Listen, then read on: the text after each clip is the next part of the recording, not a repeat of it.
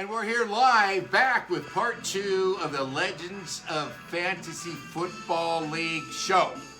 And we had a couple of blockbuster trades today. The first one was by Vince Ruffo, the man with 1,000 quarterbacks, much maligned on last week's show by Daniel Allen for having too many quarterbacks. But he netted all of these guys this week. He got Travis Etienne and a first-round pick from our man Carl, a.k.a. Blizzard. What are your thoughts on that trade there, Christian? Oh, I think Vincent hit a home run. Unfortunately for Carl, was a quick. Well, I thought it was a daily double for Ruffo on that trade, which set up the next trade of the day, allowing Carl to give up his Bo Nix trade. Bo Nix he traded a third Bo Nix with Reno run for Keenan Allen, Malik Washington, and a 2025 second round pick. Yeah, I don't know about that. I mean, he's got Bo Nix. At least he's got a second QB. But wait, hold on. I'm hearing some noise here. I think we got a call. I think we got our caller. Hey, caller, who are you and where are you from? Hey, is this the show? Am I on the show? You're on the show. Yes, you are. Ladies and gentlemen, Mr. Vince Ruffo. Big round of applause, Big please. Vince Ruffo. Yeah, you just got done with some trades. Are we doing this live? Yes, we're live. We only do this live. Okay, good, because that's all I do, too. Mm-hmm. So talk to us. First-time caller, first-time, long-time listener, big fan. Love it. So talk to us. How do you feel about, we were just actually talking about you. How do you feel about the trade that you got in with Carl over here? And tell us a little bit about some of the feedback that you've been getting regarding the QBs that you've drafted over the course of the week. Well, I can say that, the guys that know me know that I'm a 5-time world champion, know that I don't do things unless I have a plan for things. And so for a lot of the league that was crickets, and, for Mr. Allen, he had a lot to say. And you know what? That's just competitive banter. That's just having a good time. That's just, that's healthy for the league. He had an opinion. He has an opinion. And he took it and he ran with it. And did he run with it maybe a little too far? Perhaps. Do I fault him? No. Because you know what? I like to have a good time, too. And when I want to, rad somebody, I go a little overboard, too. So I don't fault him for nothing. It's somebody I want to do business with. I respect that take there. It was a very sophisticated and respectful take on here. Now, I want you to address the fact that Daniel Allen did chastise you for taking too many quarterbacks, saying you can only play 2 in a game. What is your answer to those remarks? And don't be afraid to mince words here. Okay, very good. My strategy going into this draft was I was going to be super strong at the quarterback and tight end position because, let's face it, wide receivers and running backs, they're a dime a dozen, and they're a revolving door like servers in a restaurant.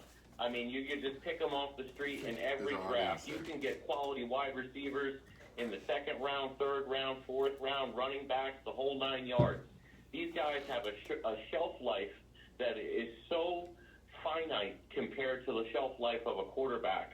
And as we can see through experience and what I know about Dynasty this year versus what I knew about Dynasty last year, which was my first Dynasty experience, what I know now dwarfs what I knew then.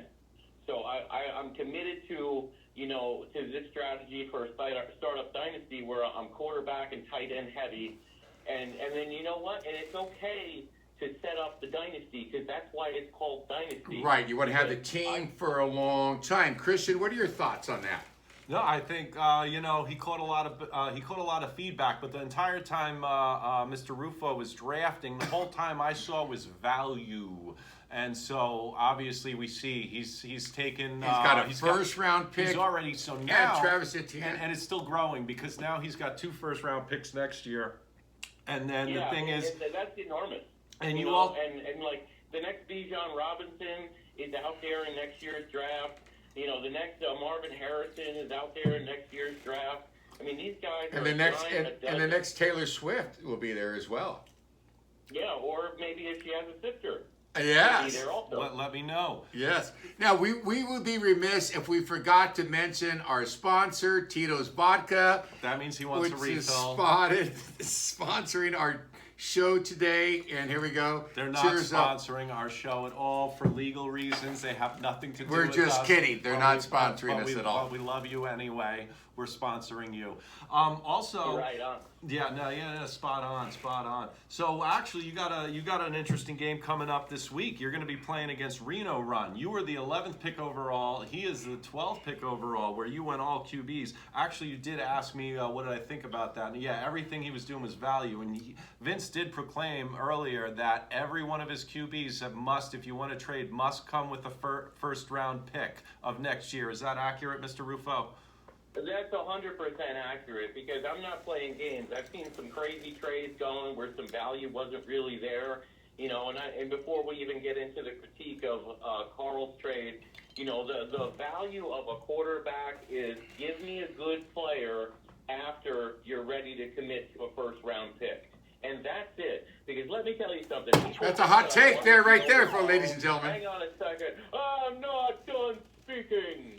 Hang on one second. Remember, we are running low on batteries here, so this show may end abruptly at any time. Never. Keep going, We're B. at 50%. Keep going, baby. Carry on. All right, so you know, I'm cooking with gas now. Yeah. Okay, so the people that were critical of the trade and think that maybe Carl lost out, let me tell you something. Carl has a locked-in top 10 QB1 for the next 12 plus years in an unbelievable system with an absolutely brilliant coach. And the both of them, as long as Purdy is healthy, have incredible job security, and Purdy is only going to get better. He's going to be an MVP candidate for the next 10 plus years. I think that's a pretty good take you just gave us there. Oh, very creative, Michael. Whatever.